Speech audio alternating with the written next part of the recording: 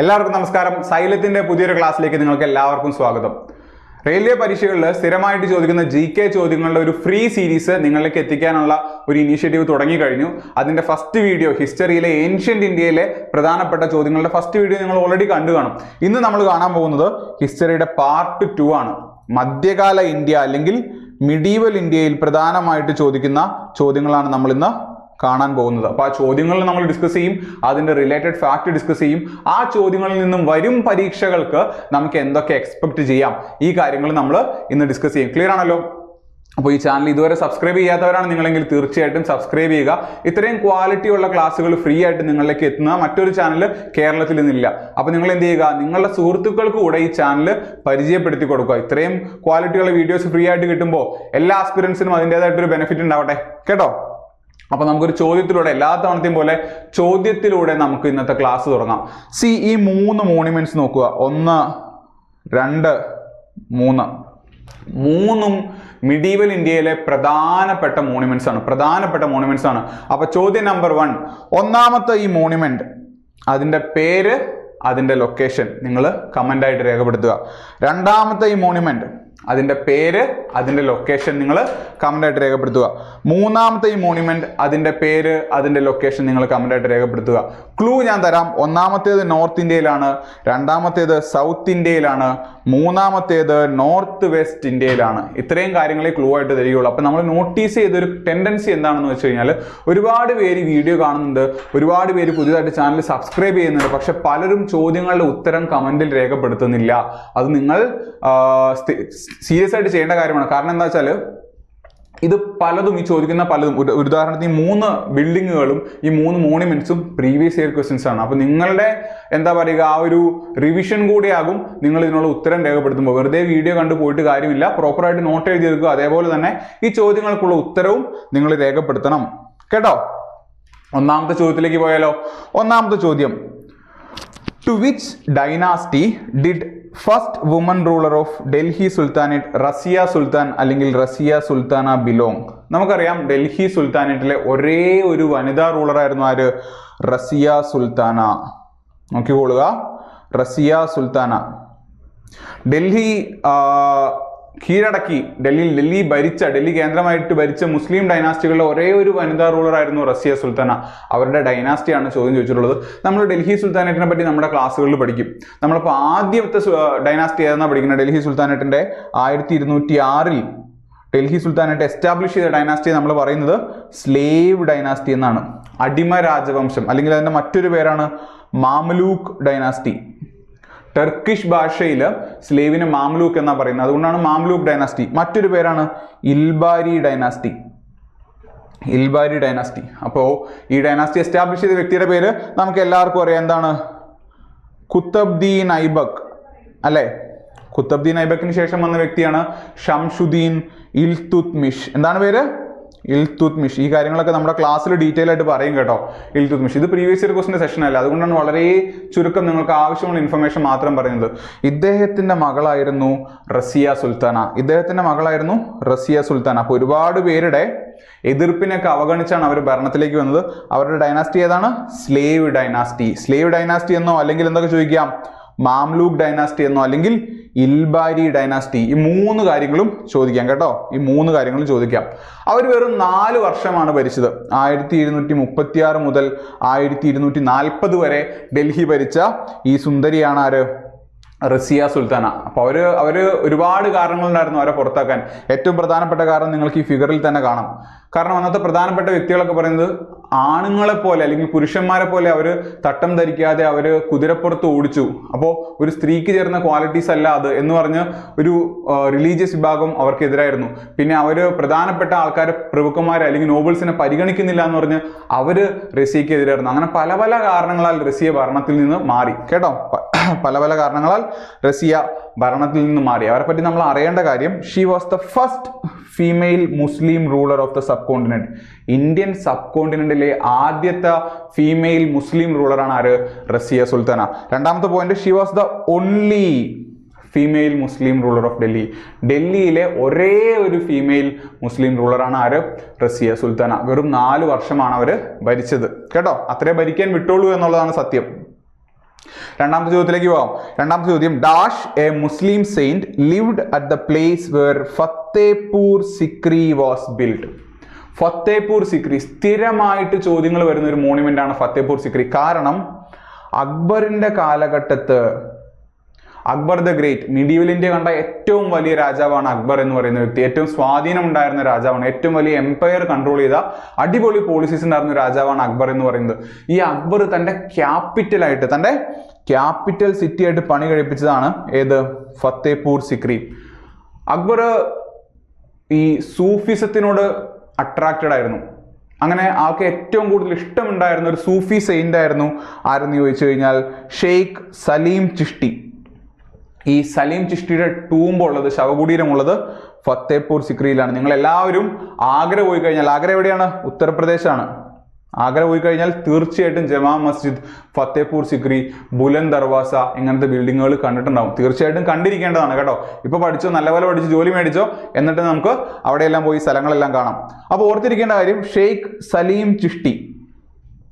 ഈ ഫുട്ബോൾ ആരാധകന്മാർ, ഇപ്പൊ നമ്മൾ മെസ്സിയുടെ ആരാധകന്മാർ അല്ലെങ്കിൽ റൊണാൾഡോയുടെ ഫാൻസ് ഒക്കെ ആണെങ്കിൽ നമ്മൾ എന്ത് ചെയ്യും? നമുക്ക് നമ്മുടെ മക്കൾക്ക് ആ പേരിടുന്ന നമുക്ക് ഭയങ്കരമായിട്ടുള്ള ആഗ്രഹമുണ്ട്. പക്ഷെ പലരും സമ്മതിക്കില്ല, അതുകൊണ്ട് നമുക്ക് ചെയ്യാൻ പറ്റാറില്ല. എന്നാൽ നിങ്ങൾ ആലോചിച്ച് നോക്കുക, അക്ബർ ഇദ്ദേഹത്തോടുള്ള ആരാധന കാരണം തൻ്റെ മകന് സലീം എന്ന് പേരിട്ടു. ഷെയ്ഖ് സലീം ചിഷ്ടിയുടെ പേരിലാണ് അദ്ദേഹത്തിന്റെ മകൻ അറിയപ്പെട്ടത്, പ്രിൻസ് സലീം. എന്താണ്? പ്രിൻസ് സലീം. ബാബർ, ഹുമയൂൺ, അക്ബർ, ജഹാംഗീർ. പിന്നീട് രാജാവായപ്പോൾ ജഹാംഗീർ എന്നറിയപ്പെട്ട വ്യക്തി അക്ബറിന്റെ മകൻ. ക്ലിയർ ആണോ? അദ്ദേഹത്തിന്റെ പേര് സലീം എന്നായിരുന്നു, രാജകുമാരനായിരുന്നു. അപ്പോൾ ഈ ബിൽഡിംഗ് ആണ് അദ്ദേഹത്തിന്റെ ടൂംബ് ഓഫ് സലീം ചിഷ്ടി. ലൊക്കേഷൻ ചോദിക്കാം, എവിടെയാണ്? ആഗ്രയിലാണ്. ആഗ്ര എവിടെയാണ്? ആഗ്ര ഡൽഹിയിലല്ല, ആഗ്ര ഉത്തർപ്രദേശിലാണ്. ഉത്തർപ്രദേശിലെ ജമാ മസ്ജിദ് ബിൽഡിങ്ങിന്റെ വലിയ പള്ളിയോട് ചേർന്നാണ് കാണുന്നത് ഇദ്ദേഹത്തിന്റെ ടൂംബ് അല്ലെങ്കിൽ ശവകുടീരം എന്ന് പറയുന്നത്. ഇദ്ദേഹം ഒരു സൂഫി സെയിന്റ് ആയിരുന്നു. Salim Chishti was a Sufi saint. കേട്ടോ. Fatehpur Sikri was founded as the capital. ഇതൊരു സ്ഥിരം പ്രീവിയസ് ഇയർ ക്വസ്റ്റ്യൻ. അക്ബർ തന്റെ കാലഘട്ടത്തിൽ പണി കഴിപ്പിച്ച പുതിയ ക്യാപിറ്റൽ സിറ്റി ഏതാണ്? ഫത്തേപൂർ സിക്രി. 1571 അദ്ദേഹം ക്യാപിറ്റൽ സിറ്റി പണി കഴിപ്പിച്ച് കുറച്ചു കാലം അങ്ങോട്ട് താമസം മാറി.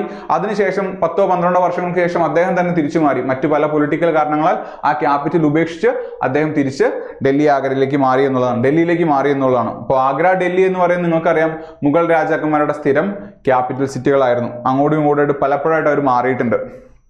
മൂന്നാമത്തെ ചോദ്യത്തിലേക്ക് വരാം. The dash was built by Kakatiya kings of 12th century which was rebuilt by Qutb Shahi dynasty in the 14th century. താഴെ തന്നിരിക്കുന്ന ഒരു ഫോർട്ട്, ആ ഫോർട്ട് ആദ്യം പണി കഴിപ്പിച്ചത് കാക്കട്ടീയ രാജാക്കന്മാരാണ്. പിന്നീട് അത് വീണ്ടും ആ ഒരു എക്സിസ്റ്റിംഗ് സ്ട്രക്ചറിനെ കുറച്ചുകൂടെ നല്ലപോലെ പണി കഴിപ്പിച്ചു കുത്തബ് ഷാഹികൾ. ഈ കാക്കട്ടീയാസിനെ പറ്റി നിങ്ങൾ കേട്ടിട്ടുണ്ടാവും. നമ്മുടെ അനുഷ്ക ഷെട്ടിയുടെ ഒരു സിനിമയുണ്ട്, റാണി രുദ്രാമദേവി എന്ന് പറയുന്നത്. അതൊരു കാക്കട്ടീയ രാജ്ഞിയുടെ കഥയാണ് റാണി രുദ്രാമദേവി എന്ന് പറയുന്നത്. ഈ കാക്കട്ടീയാസ് വാർത്തയിൽ വന്ന് തുടങ്ങിയത്, നമ്മൾ കേട്ട് തുടങ്ങിയത് 2021-22 കാലഘട്ടത്തിലാണ്. കാരണം അവരുടെ ഒരു ക്ഷേത്രം, അവർ പണി കഴിപ്പിച്ചൊരു ടെമ്പിള്, രാമപ്പ രുദ്രേശ്വര ടെമ്പിൾ, അതെവിടെയാണ്? ഇന്ന് വാറങ്കലിലാണ്. ഇപ്പൊ നിങ്ങൾക്ക് മനസ്സിലായി കാണും അല്ലേ? എന്താ കാരണം? വാറങ്കലിലുള്ള ക്ഷേത്രത്തിന് UNESCO world heritage site tag കൊടുത്തു. അങ്ങനെയാണ് ഇവരെ പറ്റി നമ്മൾ കൂടുതൽ അറിയുന്നത്. വാറങ്കൽ എന്ന് പറയുമ്പോൾ എവിടെയാണ്? ഇന്നത്തെ തെലങ്കാനയിലാണ്. അപ്പൊ ഇന്നത്തെ തെലങ്കാനയായിരുന്നു ഈ പറഞ്ഞ കാക്കട്ടീയ രാജാക്കന്മാരുടെ പവർ സെന്റർ. ഇത്രയും കാര്യങ്ങൾ അറിയാമെങ്കിൽ നമ്മൾ നോക്കുക. ഫോർട്ട് കൊച്ചി കേരളത്തിലാണ്, തെറ്റ്. ആഗ്ര നോർത്ത് ഇന്ത്യ ആണ്, തെറ്റ്. ഉത്തർപ്രദേശാണ്. ഗോൾക്കൊണ്ട ഫോർട്ട്, മാണ്ഡു ഫോർട്ട് നിങ്ങൾ കേൾക്കാൻ ചാൻസ് ഇല്ല, മധ്യപ്രദേശാണ്. ഉത്തരം എന്താണ്? ഗോൾക്കൊണ്ട ഫോർട്ട്. അപ്പോൾ ഈ രണ്ട് കാര്യത്തിനെ നമുക്ക് എലിമിനേറ്റ് ചെയ്യാം. അങ്ങനെ എലിമിനേഷൻ ഓപ്ഷനും പോസിബിൾ ആണ്. അത്യാവശ്യം നമുക്ക് ചുറ്റും നടക്കുന്ന കാര്യങ്ങളെ പറ്റി ഒരു ബ്രീഫ് ധാരണ ഉണ്ടെങ്കിൽ നമ്മൾ 2 ഓപ്ഷൻ എലിമിനേറ്റ് ചെയ്തു. അപ്പൊ നമുക്ക് ശരിയായ ഉത്തരം കിട്ടാനുള്ള ചാൻസ് 50% അവിടെ വർദ്ധിച്ചു അല്ലേ? 50% വർദ്ധിച്ചു. ഉത്തരം എന്താണ്? ഗോൾക്കൊണ്ട ഫോർട്ട്. ഈ ഫിഗറിൽ കാണുന്നതാണ് ഗോൾക്കൊണ്ട ഫോർട്ട്. നിങ്ങൾ വിസിറ്റ് ചെയ്യേണ്ട ഒരു ഫോർട്ടാണ്. കാരണം അത്യാവശ്യം നശിച്ചു കഴിഞ്ഞു, ഒരുപാട് കാലം സർവൈവ് ചെയ്യാൻ ചാൻസ് ഇല്ല. ഒരു 15-20 വർഷം കഴിയുമ്പോഴത്തേക്കും അതിന്റെ നല്ല ഭാഗങ്ങളൊക്കെ വീണ്ടും നശിക്കപ്പെടും. ഈ ഗോൾക്കൊണ്ട ഫോർട്ട് ഇന്ന് ഹൈദരാബാദിൽ ഉള്ള ഈ ഗോൾക്കൊണ്ട ഫോർട്ട് ആദ്യം പണി കഴിപ്പിച്ചത് കാക്കട്ടീയ റൂളറായിരുന്ന പ്രതാപരുദ്രയാണ്. ആരാണ്? പ്രതാപരുദ്ര. അതൊരു മഡ് ഫോർട്ടായിട്ട് മഡ് ഉപയോഗിച്ചാണ് അദ്ദേഹം പണി കഴിപ്പിച്ചത്. കാലക്രമേണ ഹൈദരാബാദിന്റെ പവർ ആരുടെ കയ്യിലേക്ക് വന്നു? കുത്തബ് ഷാഹി ഡൈനാസ്റ്റിയുടെ കയ്യിലേക്ക് വന്നു. കുത്തബ് ഷാഹി ഡൈനാസ്റ്റിയുടെ കയ്യിലേക്ക് വന്നു. അങ്ങനെ അവർ അതിനെ റീകൺസ്ട്രക്ട് ചെയ്ത് വളരെ വലിയ ചുറ്റും അവർ മതിലൊക്കെ പണിത് അവരുടെ ഒരു ക്യാപിറ്റലായിട്ട് അവരതിനെ മാറ്റി. ഏതിനെ? ഗോൾക്കൊണ്ട ഫോർട്ടിനെ. 1590 വരെ അവരുടെ ക്യാപിറ്റലായിരുന്നു ഈ ഗോൾക്കൊണ്ട ഫോർട്ട്. പിന്നീട് ക്യാപിറ്റൽ എങ്ങോട്ടാ മാറ്റിയത്? അനദർ പ്രീവിയസ് ഇയർ ക്വസ്റ്റ്യൻ പറഞ്ഞേ. ഹൈദരാബാദ്. ഹൈദരാബാദ് എന്ന് പറഞ്ഞ സിറ്റി സ്ഥാപിച്ച ഡൈനാസ്റ്റിയാണ് കുത്തബ് ഷാഹി ഡൈനാസ്റ്റി. ഹൈദരാബാദിലെ പ്രധാനപ്പെട്ട ഒരു മോണുമെന്റ് ആണ് ഇത്, എല്ലാവർക്കും അറിയാം, ചാർമിനാർ. 4 മിനാരറ്റുകളുള്ള ചാർമിനാർ. അത് പണി കഴിപ്പിച്ചതും ഈ കുത്തബ് ഷാഹി ഡൈനാസ്റ്റിയാണ് കേട്ടോ. അതാണ് ഞാൻ പറഞ്ഞത്, ഒരുപാട് പ്രീവിയസ് ഇയർ ക്വസ്റ്റ്യൻസ് ഇതിൽ വരുന്നുണ്ട് എന്നുള്ളത്. അടുത്ത ചോദ്യത്തിലേക്ക് പോയാലോ? അടുത്ത ചോദ്യത്തിലേക്ക് പോകുമ്പോൾ Vasco da Gama became the first European to reach India via the sea route in dash. ഏത് വർഷമാണ് വാസ്കോ ഡ ഗാമ ഇന്ത്യയിലേക്ക് വന്നത്? അപ്പൊ ആളെപ്പറ്റി സ്ഥിരം ചോദിക്കുന്ന ചോദ്യങ്ങൾ എന്തൊക്കെയാണ്? ഒന്നാമത്തെ ചോദ്യം പിടിച്ചോ. First European to reach India via sea route. കടൽ മാർഗം ഇന്ത്യയിലേക്ക് എത്തിയ ആദ്യത്തെ യൂറോപ്യൻ. അപ്പൊ അതിനർത്ഥം എന്താണ്? കരമാർഗം ആൾക്കാർ എത്തിയിട്ടുണ്ടോ? കരമാർഗം ആൾക്കാർ എത്തിയിട്ടുണ്ട്. അങ്ങനെ പല രാജ്യങ്ങളിൽ നിന്നും, യൂറോപ്പിന്റെ പല ഭാഗങ്ങളിൽ നിന്നും എത്തിയിട്ടുണ്ട്. ഒരു വ്യക്തിയുടെ പേര് ഞാൻ പറഞ്ഞുതരാം, നോട്ട് ചെയ്തോളുക. അദ്ദേഹത്തിന്റെ പേരാണ് അഫനാസി നികിതിൻ. ആരാണ്? അഫനാസി നികിതിൻ, അല്ലെങ്കിൽ അത്തനേഷ്യസ് നികിതിൻ എന്നും പറയാറുണ്ട്. മൂപ്പര് കേരളത്തിൽ വന്നിട്ടുണ്ടോ? മൂപ്പര് കേരളത്തിൽ വന്നിട്ടുണ്ട്. മൂപ്പര് ഏത് നാട്ടുകാരനാണെന്ന് ഈ വീഡിയോയുടെ താഴെ കമന്റ് ചെയ്യുക. അഫനാസി Nikitin who is one of the earliest Europeans to visit India and Kerala is from dash. ഇന്നത്തെ ഏത് രാജ്യത്ത് നിന്നുമാണ് ഇദ്ദേഹം വന്നതെന്ന് തീർച്ചയായിട്ടും പറയുക കേട്ടല്ലോ. വാസ്കോ ഡ ഗാമ വന്ന വർഷം നമ്മുടെ മലയാളികൾക്ക് തെറ്റില്ല അല്ലേ? കാരണം വന്നിറങ്ങിയത് എവിടെയാണ്? കാപ്പാടാണ്. കാപ്പാട് എവിടെയാണ്? കോഴിക്കോടാണ് അല്ലേ? കോഴിക്കോട് കാപ്പാട് ബീച്ചിൽ നമ്മൾ വാസ്കോ ഡ ഗാമ ബീച്ച് എന്ന് പറയാറുണ്ടല്ലോ. വർഷം ഏതാണ്? 1498. നമുക്ക് തെറ്റില്ല. ഇദ്ദേഹമാണ് വാസ്കോ ഡ ഗാമ. ഇദ്ദേഹം എവിടെ നിന്ന് യാത്ര തുടങ്ങി? പോർച്ചുഗൽ, ലിസ്ബണിൽ നിന്ന് യാത്ര തുടങ്ങി. പോർച്ചുഗല് ക്രിസ്ത്യാനോ റൊണാൾഡോയുടെ ആരാധകന്മാർക്കെല്ലാം മറക്കാൻ പറ്റാത്തൊരു രാജ്യമാണ് പോർച്ചുഗൽ അല്ലേ? ഒരിക്കലെങ്കിലും അവിടെ പോയിട്ട് ഗ്രേറ്റസ്റ്റ് ഓഫ് ഓൾ ടൈം എന്ന് നമ്മൾ വിളിക്കുന്ന മെസ്സി ഫാൻസ് വിളിക്കാത്ത റൊണാൾഡോയെ കാണണമെന്നും അല്ലെങ്കിൽ അദ്ദേഹത്തിന്റെ വീട് കാണണമെന്നൊക്കെ നമുക്ക് ഭയങ്കര ആഗ്രഹമുണ്ട് അല്ലേ? അങ്ങനെ പോർച്ചുഗലിൽ നിന്ന് തുടങ്ങി ആഫ്രിക്ക വഴി കറങ്ങി ആഫ്രിക്കയിലെ കേപ്പ് ഓഫ് ഗുഡ് ഹോപ്പിലെത്തി. സൗത്ത് ആഫ്രിക്കയുടെ സൗത്തിലായി കാണുന്ന കേപ്പ് ഓഫ് ഗുഡ് ഹോപ്പിലെത്തി. അവിടെ നിന്നും യാത്ര ചെയ്ത് ഒടുവിൽ അദ്ദേഹം കാലിക്കട്ട് എത്തി. എപ്പോൾ? 1498 ഒരു മെയ് മാസം 20-ാം തീയതി. ഒരു മെയ് മാസം 20-ാം തീയതി കേട്ടോ. ക്ലിയർ ആണല്ലോ? Vasco da Gama. അടുത്ത ചോദ്യത്തിലേക്ക് പോകാം. In which language was Tuzuk e Baburi അല്ലെങ്കിൽ തുസൂക്ക് ഇ ബാബുരി? രണ്ടും ഒന്ന് തന്നെയാണ്. തുസൂക്ക് ഇ ബാബുരി ദ മെമ്മറീസ് അല്ലെങ്കിൽ മെമ്മോയർസ് ഓഫ് ബാബർ കമ്പോസ്റ്റ്. അത് ബാബറിന്റെ ഓട്ടോബയോഗ്രഫിയാണിത്. ബയോഗ്രഫി, അദ്ദേഹത്തിന്റെ ആത്മകഥയാണിത്. ഇത് ഏത് ഭാഷയിലാണ് എഴുതിയിട്ടുള്ളത്? എല്ലാവരും പേർഷ്യൻ എന്ന് ഉത്തരം കൊടുക്കും. കാരണം മുഗൾസിന്റെ ഒഫീഷ്യൽ ലാംഗ്വേജ്, കോർട്ട് ലാംഗ്വേജ് ഏതായിരുന്നു? പേർഷ്യൻ. അപ്പോൾ പേർഷ്യന് നമ്മൾ ഉത്തരം കൊടുക്കാൻ നോക്കും. നമ്മൾ ഓപ്ഷനിലേക്ക് നോക്കും. കർദിഷ്, പാഷ്തോ, ഉറുദു, ടർക്കിഷ്. പേർഷ്യൻ ഇല്ല. അപ്പം നമുക്ക് അറിയില്ല എന്താണ് ഉത്തരം. ഇതിന്റെ ഉത്തരം ഞാൻ പറഞ്ഞുതരാം. ഉത്തരം നോട്ട് ചെയ്യുക. ഉത്തരം ടർക്കിഷ് ആണ്. മനസ്സിലാക്കേണ്ട കാര്യം, ബാബർ എന്ന് പറയുന്ന വ്യക്തി സെൻട്രൽ ഏഷ്യക്കാരനായിരുന്നു.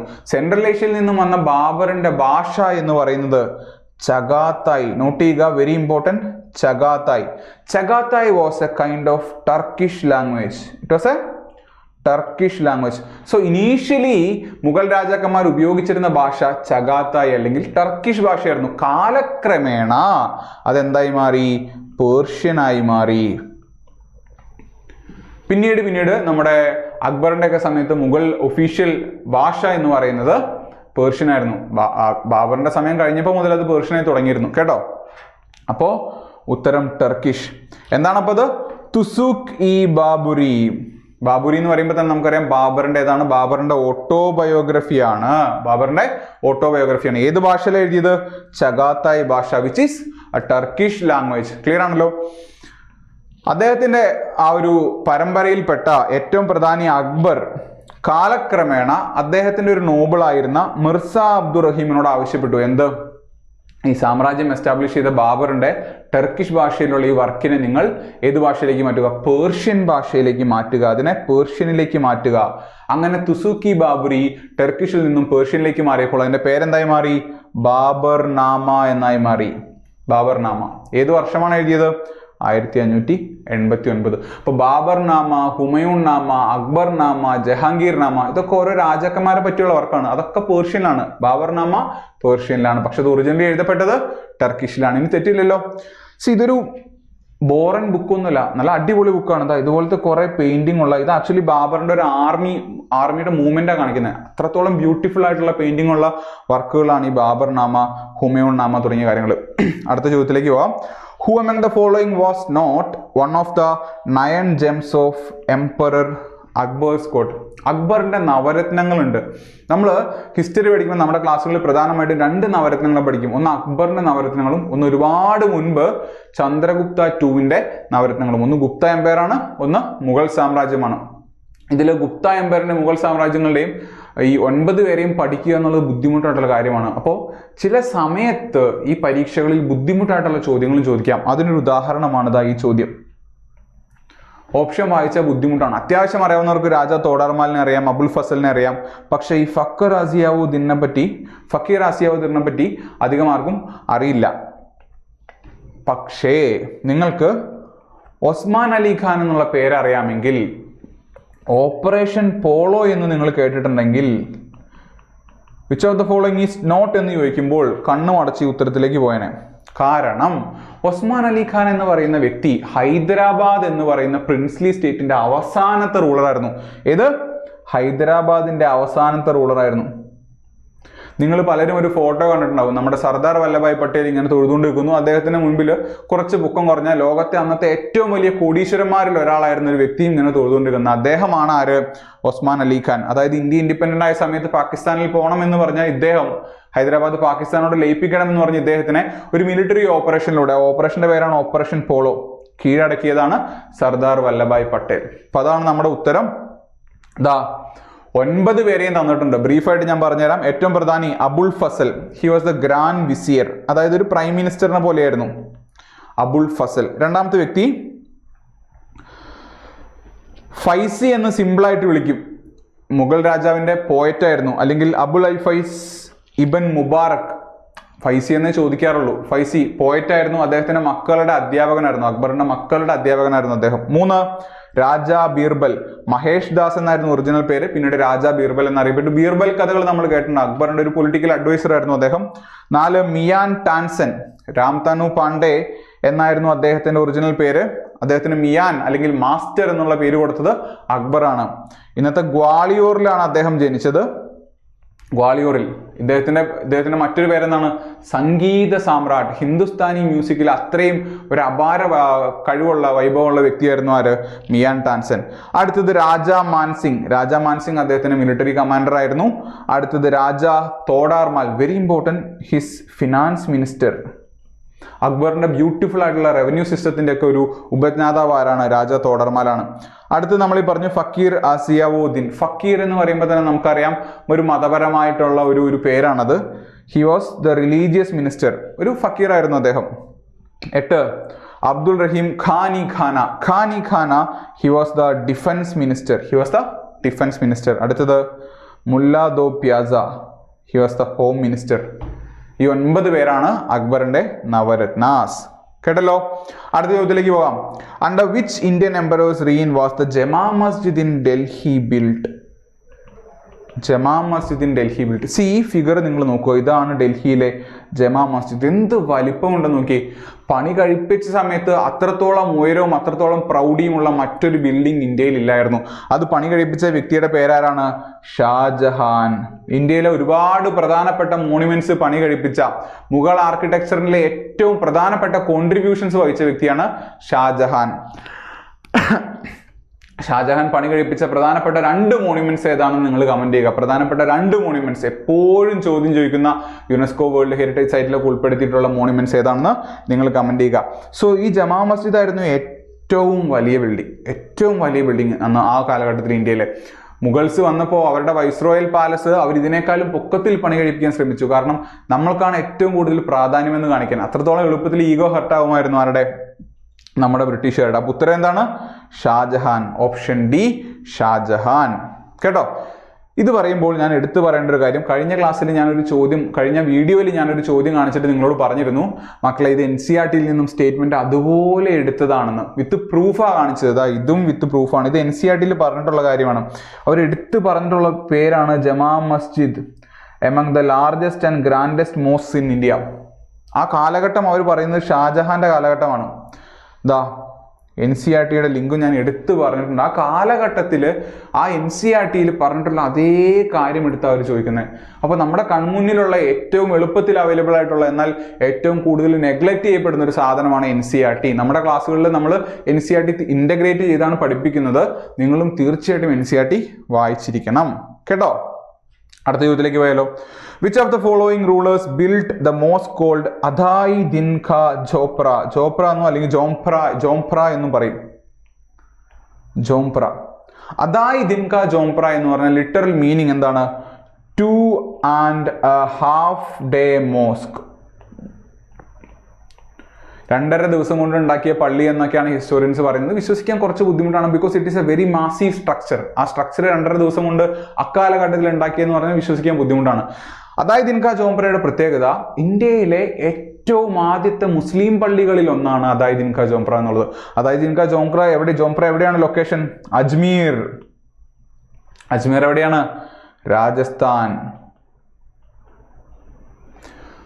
ഏറ്റവും ആദ്യത്തെ മുസ്ലിം പള്ളികളിൽ ഒന്നാവുമ്പോൾ അത് പണി കഴിപ്പിച്ചത് ഏറ്റവും ആദ്യത്തെ മുസ്ലിം ഡൈനാസ്റ്റിയിൽപ്പെട്ട രാജാക്കന്മാരായിരിക്കും. ഏറ്റവും ആദ്യം 1206-ൽ ഡൽഹി സുൽത്താനേറ്റ് വന്നപ്പോൾ, സ്ലേവ് ഡൈനാസ്റ്റി വന്നപ്പോൾ അതിന്റെ രാജാവാരായിരുന്നു? കുത്തബുദ്ദീൻ ഐബക്ക്. അല്ലേ? കുത്തബുദ്ദീൻ ഐബക്ക്. അപ്പോൾ slave dynasty, Khalji dynasty, Tughlaq dynasty, പിന്നെ സയ്യിദ് ഡൈനാസ്റ്റി, ലോധി ഡൈനാസ്റ്റി, ഇതൊക്കെ നമുക്ക് പഠിക്കണം. ഇതൊക്കെ നമുക്ക് നമ്മുടെ ക്ലാസ്സുകളിൽ വിശദമായിട്ട് എല്ലാ ഡീറ്റെയിലും കൂടെ ചേർത്ത് നമുക്ക് പഠിക്കാം. അപ്പോൾ അതായത് ദിൻ ഖാ ജോംപ്രയെ പറ്റി പറഞ്ഞു. ലൊക്കേഷൻ എവിടെയാണ്? രാജസ്ഥാനിൽ അജ്മീറിലാണ്. ഇതാണ് ഇന്നത്തെ ആ ബിൽഡിങ്ങിന്റെ അവശേഷിക്കുന്ന ഭാഗങ്ങൾ. One of the earliest building. 1192-ൽ പണി കഴിപ്പിക്കാൻ തുടങ്ങി. എന്താ കാരണം? 1206-ൽ ഡൽഹി സുൽത്താനേറ്റ് സ്ഥാപിക്കുകയാണ് ചെയ്തത്. എന്നാൽ 1192-ൽ ഡൽഹി കീഴ്പ്പെടുത്തി. Battle of Tarain, second battle of തറൈനിൽ ഡൽഹി കീഴ്പ്പെടുത്തി. തന്റെ ഡെപ്യൂട്ടി ആയിരുന്ന, തന്റെ സ്ലേവ് ആയിരുന്ന കുത്തബ്ദീൻ ഐബക്കിനെ ഭരണമേൽപ്പിച്ച ഒരു രാജാവിന്റെ പേരുണ്ട്. ആ രാജാവിന്റെ പേരെന്താണെന്ന് പറയേണ്ട കാര്യമില്ലല്ലോ. വീഡിയോയുടെ താഴെ കമന്റ് ചെയ്യുക. സെക്കൻഡ് ബാറ്റിൽ ഓഫ് തറൈന്റെ വിജയി ആരാണ്? സ്ഥിരം പ്രീവിയസ് ഇയർ ക്വസ്റ്റ്യൻ ആണ്. കേട്ടോ? അങ്ങനെ ഇത് പണി കഴിപ്പിച്ചു. അദ്ദേഹത്തിന് ശേഷം ഭരണത്തിലേക്ക് വന്ന ഇൽതുത്മിഷ്, അദ്ദേഹത്തിന്റെ സ്ലേവ് ആയിരുന്നു, പിന്നീട് മരുമകനായി, പിന്നീട് രാജാവായി. ഇൽതുത്മിഷ് ഇത് വീണ്ടും കുറച്ച് മെയിൻ്റനൻസ് ഒക്കെ നടത്തി കുറച്ചുകൂടെ ബ്യൂട്ടിഫുൾ ആക്കി എന്നാണ് ഹിസ്റ്റോറിയൻസ് പറയുന്നത്. അടുത്ത ചോദ്യത്തിലേക്ക് പോയി കഴിഞ്ഞാൽ, ഫക്കർ-ഇ-മുദാബിർ who was a contemporary of Delhi Sultan Iltutmish was a renowned. നിങ്ങളെ പറഞ്ഞു പറ്റിക്കാൻ കഴിയില്ല. എല്ലാ ചോദ്യങ്ങളും നിങ്ങൾക്ക് എളുപ്പമാണെന്ന് പറയാൻ കഴിയില്ല. 10 ചോദ്യം ചോദിച്ചു കഴിഞ്ഞാൽ അതിൽ 8 ചോദ്യം നമുക്ക് നല്ലപോലെ പ്രിപ്പയർ ചെയ്ത് ചെയ്യാൻ കഴിയും. 9ാമത്തെ അല്ലെങ്കിൽ 10ാമത്തെ ചോദ്യത്തിന് നമ്മൾ കുറച്ച് റിസ്ക് എടുക്കേണ്ടി വരും, എലിമിനേഷനൊക്കെ അപ്ലൈ ചെയ്യേണ്ടി വരും. ഈ ഒരു ചോദ്യം വായിച്ചു നോക്കുക. ഈ ഫക്കർ-ഇ-മുദാബിർ എന്ന് പറയുന്ന പേര് അത് അറിഞ്ഞിരിക്കാൻ വളരെ ബുദ്ധിമുട്ടാണ്. കാരണം നമ്മൾ റെഗുലർ ക്ലാസ്സുകളിലൊന്നും ഡിസ്കസ് ചെയ്യാത്ത പേരാണ്. അദ്ദേഹം ആരായിരുന്നു? Historian, Sufi saint, economist, warrior. നമുക്ക് എലിമിനേറ്റ് ചെയ്യാനൊരു ഓപ്ഷൻ ഇല്ല. So this is one such question where elimination will not work. This is one such question which is very difficult to answer. മനസ്സിലായോ? അങ്ങനെയുള്ള ചോദ്യങ്ങളും ഉണ്ട് എന്ന് എനിക്ക് നിങ്ങളെ കാണിച്ചു തരണം. ഇദ്ദേഹം ഗസ്നാവിദ്, ഗുരിദ്, ഇതൊക്കെ അഫ്ഗാൻ ഡൈനാസ്റ്റികളാണ്. ഇന്ത്യയിലേക്ക് ഇസ്ലാം എത്തിയ കഥ നമ്മുടെ ക്ലാസ്സുകളിൽ നമ്മൾ പറയുമ്പോൾ ഗസ്നാവിദിനെ പറ്റിയും, മഹ്മൂദ് ഓഫ് ഗസ്നിയെ പറ്റിയും, ഗുരിദിനെ പറ്റിയും, മുഹമ്മദ് ഗോരിയെ പറ്റിയൊക്കെ നമ്മൾ പറയും. അതിനുശേഷം വന്ന ഡൽഹി സുൽത്താനേറ്റിന്റെ കാലഘട്ടത്തിൽ ഉണ്ടായിരുന്ന ഒരു ഹിസ്റ്റോറിയനാണ്. He was an author and historian. ചരിത്രകാരനായിരുന്നു. അദ്ദേഹത്തിന്റെ പ്രധാനപ്പെട്ട, ഇപ്പം എന്താണ് ഉത്തരം? ഹിസ്റ്റോറിയൻ. പ്രധാനപ്പെട്ട 2 വർക്ക് ഉണ്ട്, നോട്ട് ചെയ്തോളുക. ഇനി ചോദിക്കാൻ ചാൻസ് ഉള്ളതാണ്. 1 Shajrai Ansab, the tree of genealogies, അതായത് രാജാക്കന്മാരുടെ ആ ഒരു ജീനിയോളജി പറയുന്ന ബുക്ക്. 2 അദബ് അൽ ഹർബ് വാൽ ഷജ. പറയാൻ ബുദ്ധിമുട്ടുണ്ടല്ലേ, കാരണം ഇതൊക്കെ പേർഷ്യൻ വർക്കുകളാണ്. The etiquette of war and valour, യുദ്ധത്തിനെ പറ്റിയും യുദ്ധരീതികളെ പറ്റിയും ഒക്കെ മെൻഷൻ ചെയ്യുന്ന ഒരു വർക്കാണത്. കേട്ടോ? അടുത്ത ചോദ്യത്തിലേക്ക് വരും. ഇന്നത്തെ ലാസ്റ്റ് ചോദ്യം. ഞാൻ പറഞ്ഞല്ലോ ചില ചോദ്യങ്ങൾ ബുദ്ധിമുട്ടാണ്, ചില ചോദ്യങ്ങൾ നമ്മൾ കേൾക്കാൻ ചാൻസ് ഇല്ല. അതുപോലൊരു ചോദ്യമാണിത്. 9ാമത്തെ ചോദ്യം നമ്മൾ അങ്ങനെ പറഞ്ഞു. അടുത്തൊരു ചോദ്യം. 1342 one of the nobles Haji Ilyas Khan United Bengal and became the ruler under the title of Dash and laid the foundation of Ilyas Shah dynasty. ബംഗാളിലെ ഒരു ഇൻഡിപെൻഡന്റ് ഡൈനാസ്റ്റി ആയിരുന്നു ഇല്യാസ് ഷാ ഡൈനാസ്റ്റി. നമ്മൾ അതിനെപ്പറ്റി യൂഷ്വലി പഠിക്കാറില്ല, കാരണം വളരെ ചെറിയ ഒരു ഡൈനാസ്റ്റിയാണ്. ബംഗാൾ ഹിസ്റ്ററിയിലെ പ്രധാനമാണ്, പക്ഷേ യൂഷ്വൽ കേന്ദ്ര ഗവൺമെന്റ് പരീക്ഷകൾക്ക് ചോദിക്കാത്തൊരു കാര്യമാണ്. പക്ഷേ they started asking regional history. ഉത്തരം എന്താണ്? അദ്ദേഹം അഡോപ്റ്റ് ചെയ്ത ടൈറ്റിൽ ഷംസുദ്ദീൻ ഇല്യാസ് ഷാ, ഗിയാസുദ്ദീൻ അസം, സുൽത്താൻ അബു അൽ മുജാഹിദ്, സുൽത്താൻ സൈഫ് അദ്ദീൻ. ഒന്നും കേട്ടിട്ടില്ല. പക്ഷേ എലിമിനേഷൻ വർക്കാവുമോ? We have to take little calculated risk here. എന്താണ്? ഇദ്ദേഹത്തിന്റെ പേര് ഹാജി ഇല്യാസ് ഖാൻ എന്നാണ് പറഞ്ഞു. ഇദ്ദേഹം എസ്റ്റാബ്ലിഷ് ചെയ്ത ഡൈനാസ്റ്റിയുടെ പേര് ഇല്യാസ് ഷാ ഡൈനാസ്റ്റി എന്നാണ്. ഓപ്ഷൻ വായിച്ചു നോക്കുക. ഷംസുദ്ദീൻ ഇല്യാസ് ഷാ, അവനാണ് ചാൻസ് കൂടുതൽ. കാരണം ഇല്യാസ് അങ്ങനെ ലോജിക്ക് അപ്ലൈ ചെയ്യുമ്പോൾ ഉത്തരം കറക്റ്റ് ആണ്, പക്ഷെ റിസ്ക് ആണ്. ചില ചോദ്യങ്ങളിൽ ആ റിസ്ക് എടുക്കാൻ നമ്മൾ തയ്യാറാകണം. എല്ലാ ചോദ്യത്തിലും റിസ്ക് എടുക്കരുത്. കാരണം പഠിക്കാതെ പോയിട്ട് സാറ് പറഞ്ഞു റിസ്ക് എടുക്കാനെന്ന് പറഞ്ഞാൽ എല്ലാ ചോദ്യത്തിലും റിസ്ക് എടുക്കാൻ നിൽക്കരുത്, പരീക്ഷ പാസ്സാവില്ല. ചില ചോദ്യങ്ങളിൽ ഇപ്പോൾ നമുക്ക് ഇവിടെ നോക്കുമ്പോൾ അറിയാം ഏകദേശം 99.9% അത് ആവാനാണ് ചാൻസ്. അതുകൊണ്ടാണ് ആ റിസ്ക് എടുക്കുന്നത് കേട്ടോ. ഇദ്ദേഹം ബംഗാളിലെ സുൽത്താനായിരുന്നു. ഒരു വലിയൊരു ഡൈനാസ്റ്റി സ്ഥാപിച്ചു. ആ ഡൈനാസ്റ്റി ഏകദേശം 145 വർഷം ബംഗാൾ ഭരിച്ചു. 1342 മുതൽ 1487 വരെ. നമുക്കറിയാം 1526 മുഗൾ സാമ്രാജ്യം വരുന്നത്. അപ്പോൾ മുഗൾസിനൊക്കെ ഒരുപാട് മുമ്പ് ബംഗാൾ ആരുടെ കയ്യിലായിരുന്നു? ഈ ഇല്യാസ് ഷാഹി ഡൈനാസ്റ്റിയുടെ കീഴിലായിരുന്നു. ഇദ്ദേഹത്തിനെ ബംഗാൾ ഹിസ്റ്ററിയിൽ വിശേഷിപ്പിക്കുന്നത് he was compared to Alexander the great. കാരണം എന്താണ്? ഇങ്ങനെ യുദ്ധം ചെയ്ത് കീഴ്പ്പെടുത്താനുള്ള അദ്ദേഹത്തിന്റെ പാടവം, പിന്നെ ബംഗാളിനെ യുണൈറ്റ് ചെയ്തതാ വലിയൊരു ടെറിട്ടറി ആക്കാൻ അദ്ദേഹം കാണിച്ച ഒരു ധീരത, ആ എഫേർട്ട്, അതിന്റെ ഭാഗമായിട്ട് ബംഗാൾ ഹിസ്റ്ററിയിൽ അദ്ദേഹത്തിന് വിളിക്കുന്നത് കമ്പയർ ചെയ്യുന്നത് അലക്സാണ്ടർ ദ ഗ്രേറ്റിനോടാണ്. കേട്ടല്ലോ. ഇത്രയും കാര്യങ്ങൾ ക്ലിയർ അല്ലേ? ഇത്രയും കാര്യങ്ങൾ ക്ലിയർ ആണെന്ന് വിശ്വസിക്കുന്നു. കമന്റ് ചെയ്യാൻ പറഞ്ഞ കാര്യങ്ങൾ തീർച്ചയായിട്ടും കമന്റ് ചെയ്യണം, ചെയ്യാതിരിക്കരുത്. നല്ലപോലെ പഠിക്കുക. ഈ ഒരു ഫ്രീ സീരീസ് കണ്ടിന്യൂ ചെയ്യുന്നതായിരിക്കും. അപ്പോൾ വീണ്ടും പറയുകയാണ്, സബ്സ്ക്രൈബ് ചെയ്യാത്തവർ തീർച്ചയായിട്ടും സബ്സ്ക്രൈബ് ചെയ്യുക. നിങ്ങളുടെ പ്രിപ്പയർ ചെയ്യുന്ന മറ്റു സുഹൃത്തുക്കളിലേക്ക് ഈ ക്വാളിറ്റി കണ്ടന്റ് തീർച്ചയായിട്ടും എത്തിക്കുക. ഷെയറിംഗ് ഈസ് കെയറിംഗ് എന്നൊക്കെ അല്ലേ പറയുന്നത്? അപ്പോൾ നിങ്ങളുടെ സുഹൃത്തുക്കളിലേക്ക് എത്തിക്കുക. നമുക്ക് വരും ക്ലാസ്സുകളിൽ ബാക്കിയുള്ള ചോദ്യങ്ങൾ കാണാം. ഹിസ്റ്ററി തീർക്കും, നമ്മൾ പോളിറ്റി കാണും, നമ്മൾ ജോഗ്രഫി കാണും, നമ്മൾ എക്കണോമി കാണും. അങ്ങനെ ഒരുപാട് ക്ലാസ്സുകൾ നമുക്ക് കാണാനുണ്ട്. വീണ്ടും പറയുകയാണ്, നല്ലപോലെ പഠിക്കുക. അടുത്ത ക്ലാസ്സിൽ കാണാം. All the best.